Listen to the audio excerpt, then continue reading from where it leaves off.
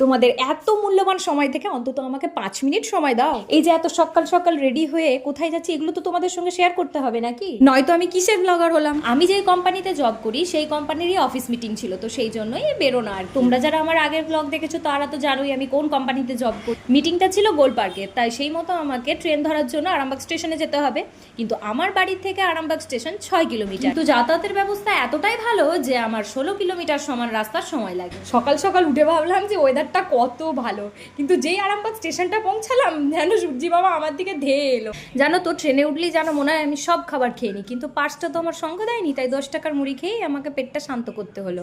তারপরে হাওড়া স্টেশনে নেমে বাবা সবার থেকে ছোট্ট মেয়ে ছানা যেন আমি লাগছি। এরপর গেলাম E1 বাস ধরতে। E1 বাস ধরতে গিয়ে যে দেখি লাইন, বাপরে বাপ। আমি আবার দাঁড়িয়ে গিয়েছিলাম ওখানে আগে। বাবা আমার দাদা দিদিরা আসবে, তারপর দাদা দিদিরা বলতে এখানে আমাদের কোন্নগর শ্রীরামপুর বর্ধমান ব্রাঞ্চেরও দিদি দাদারা সব যাবে, ওদের জন্যই দাঁড়িয়েছি। কিছুক্ষণ দাঁড়ানোর পরেই সবাই আসতে শুরু করলো। এই যে আমাদের সমাধিও চলে এসছে শ্রীরামপুর ব্রাঞ্চে।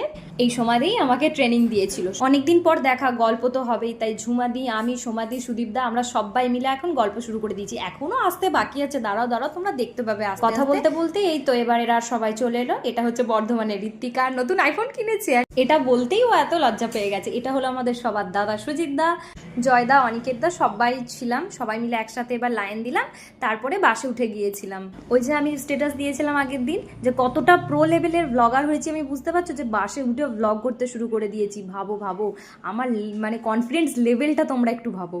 এরপরে টিকিট কাকু আমাদেরকে টিকিট দিতে এসেছিল। তারপরে তো আমরা ভাবলাম আমরা তো ওমেন, আমাদের তো এইসব ভাড়া টাড়া কিছুই লাগবে না, তাও আমাদেরকে টিকিট দিয়েছিল। 20 মিনিটের রাস্তাটা আমাদের পৌঁছাতে লাগলো মোটামুটি 50 মিনিটের মতো। আমরা তাড়াতাড়ি করে পৌঁছাচ্ছিলাম কারণ আমরা অনেকটাই লেট হয়ে গিয়েছিলাম। মোটামুটি 12টার পৌঁছানোর কথা ছিল, 12:30টার মতন বেজে গিয়েছিল। তাই আমরা তাড়াতাড়ি করে দৌড়াচ্ছিলাম যে কখন পৌঁছাবো কখন পৌঁছাবো।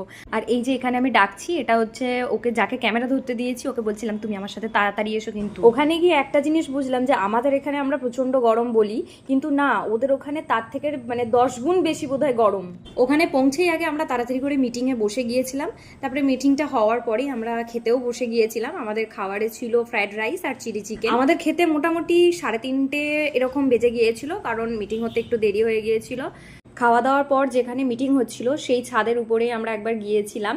তো ওখান থেকে আমি এই ফুল গাছটা দেখতে পাই, কি দারুণ। আর ওদের ওখানটা প্রচন্ড সাজানো গোছানো। মিটিং শেষ করেই আগে আমরা দৌড়াচ্ছিলাম যে বালিগঞ্জ স্টেশনে যাওয়ার জন্য, কারণ ওখান থেকে আমরা আবার শিয়ালদা যাবো, শিয়ালদা থেকে মেট্রো ধরে হাওড়া। কারণ আমরা যদি বাসে যেতাম ওখান থেকে আমরা ট্রেনটা পেতাম না 6:45-এ। দেখো ওখানকার রাস্তাঘাট এত সুন্দর আর এত সাজানো গোছানো, সব মানে যেন চুপচাপ কত। আর বাড়িঘরগুলোও কত সুন্দর। যেখানে আমাদের মিটিং হচ্ছিল সেখান থেকে বালিগঞ্জ স্টেশনটা